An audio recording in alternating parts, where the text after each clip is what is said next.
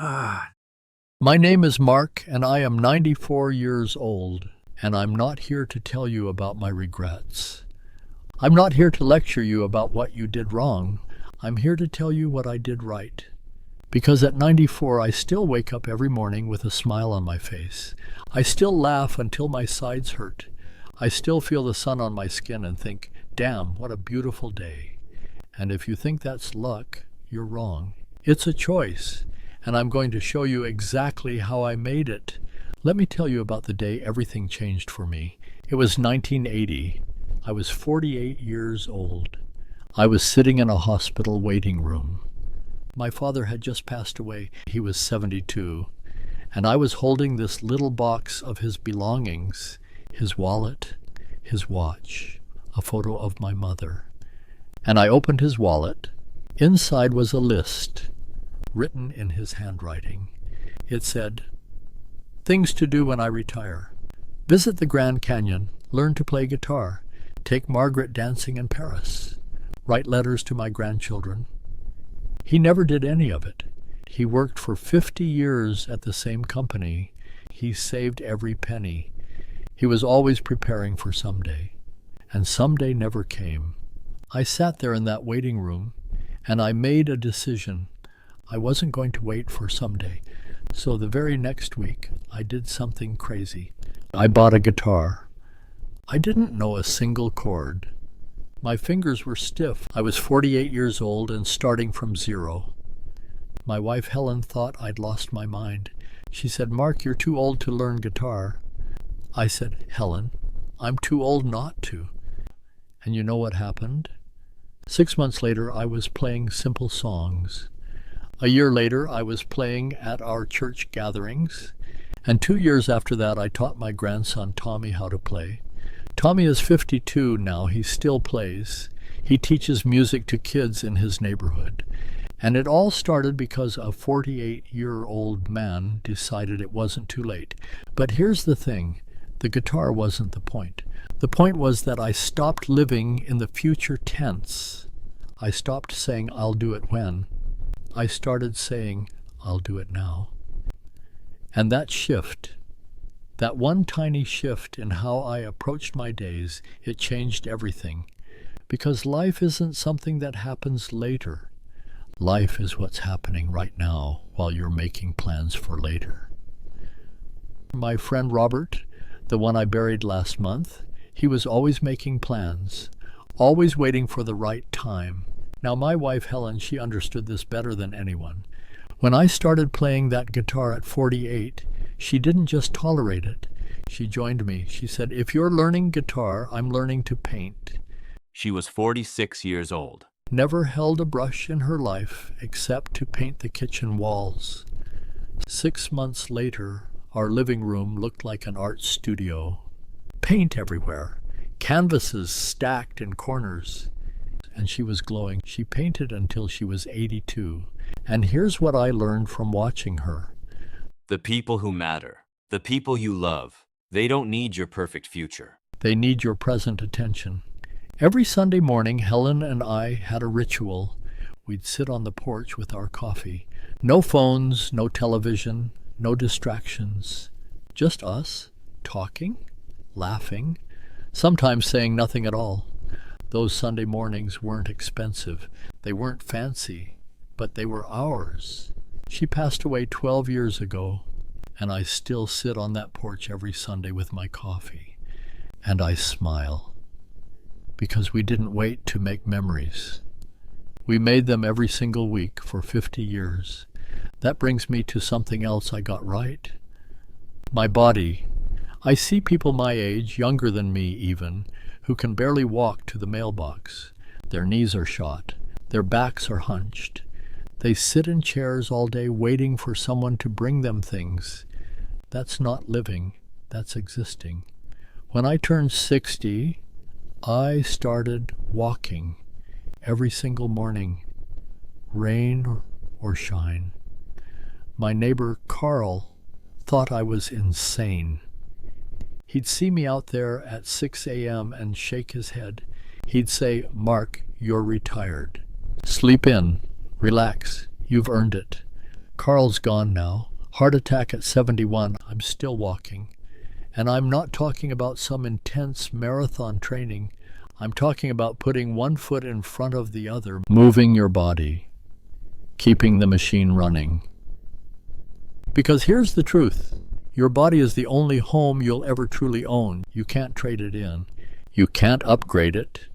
You maintain it or you lose it. And I chose to maintain it.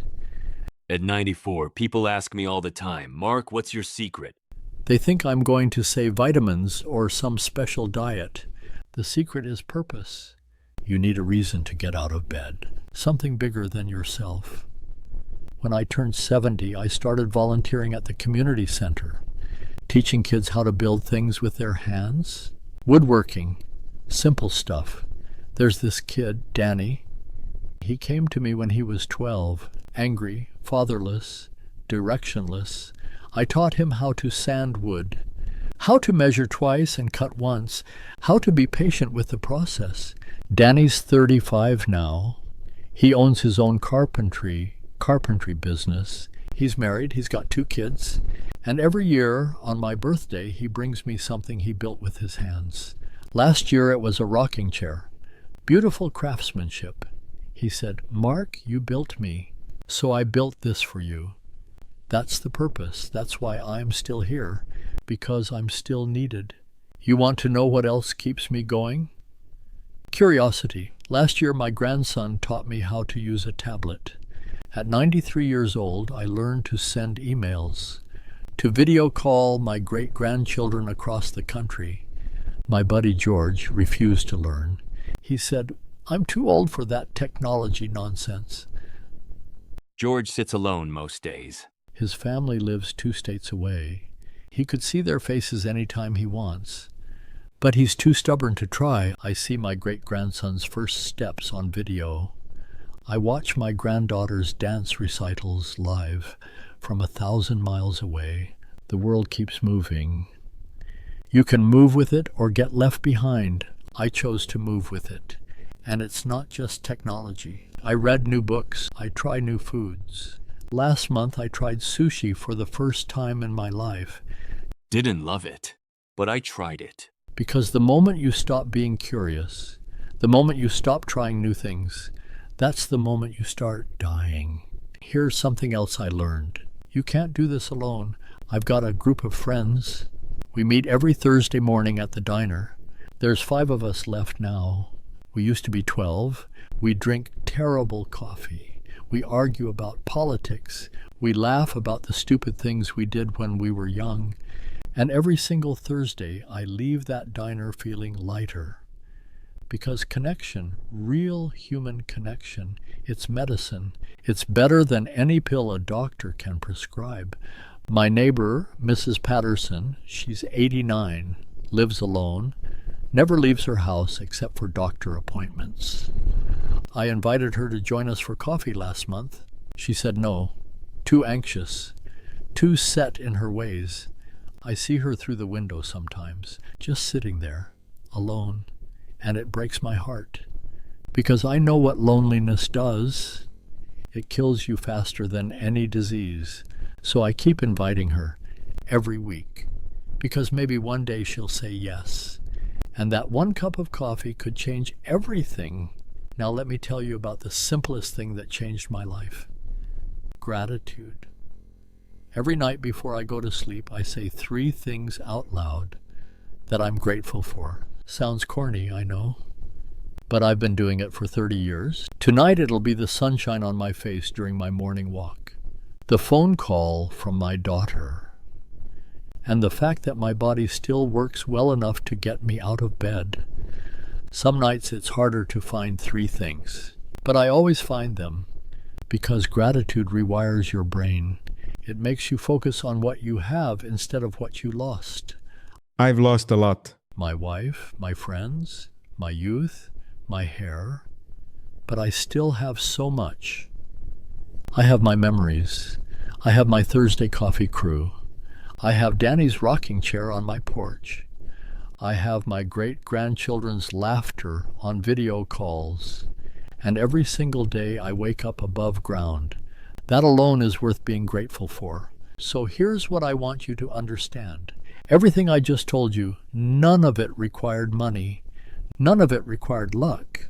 It just required a decision to stop waiting, a decision to say yes more than no, a decision to move your body, a decision to stay connected, a decision to be grateful.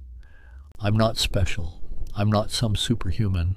I'm just a guy who figured out 40 years ago that life doesn't wait for you to be ready. I buried my father at 48 and realized I was wasting my time, so I stopped wasting it. And now here I am, 94 years old, still smiling, still walking, still living. You want to know the real tragedy? The real tragedy isn't dying. We all die. The real tragedy is getting to 90 and realizing you spent your whole life in the waiting room. Don't let that be you, because you still have time. Right now, in this moment, you still have time. The question is, what are you going to do with it? I'm 94 years old. And tomorrow morning I'm going to wake up at 6 a.m. I'm going to make my coffee. I'm going to take my walk. I'm going to call my daughter. I'm going to sit on my porch in the rocking chair Danny made for me, and I'm going to smile. Because I'm still here, and I'm still living. So what about you? What are you going to do tomorrow morning? Are you going to hit snooze and tell yourself you'll start next week? Or are you going to get up and do one thing, just one thing, that your future self will thank you for? The clock is ticking, but it's not ticking down, it's ticking forward, and every second is a chance to choose differently.